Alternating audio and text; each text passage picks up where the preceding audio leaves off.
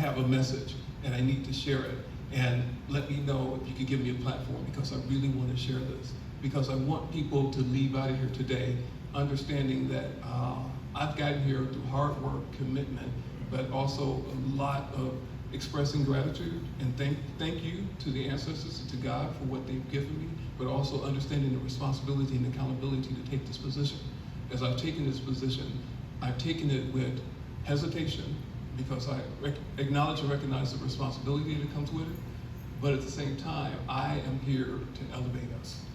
And it ain't just my answers, it ain't just my truth, it ain't just one way, but if we find a way as a whole, as a community, to kind of give, when you give, you will be rewarded. You will be rewarded, not motivation by money or the reward, it is what you're supposed to do anyway. Do that, and that's the answer to what's next, whatever that might be that you're pursuing and you're trying to do in your dreams. Okay, that was my statement. You know what? One more thing. Let me do one more thing. I can show this in the beginning, and then I'll just start taking questions. What I love to do is I don't like getting questions ahead of time. I don't want to think them, rethink them, or anything. I want them to come from a very authentic place, from the heart, from the soul. I want it to be genuine. But I want to share a very personal story, and then you'll kind of understand also where I'm coming from. I grew up with Broadway musicals. One of my favorite was The Wiz. And I'm in Martha Vineyard a couple of years ago, and I'm working on a new project. And as I'm listening to The Wiz, and what happened 3 songs in was a song called You're a Lion. And I'm taking it in, and I started to get emotional.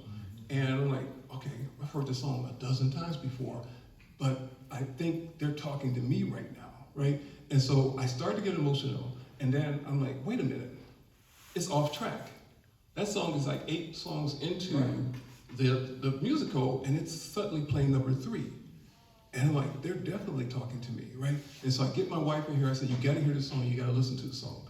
And she listens to it, she says, it's really beautiful. I said, they're talking to me, and at this point, I'm pouring down tears.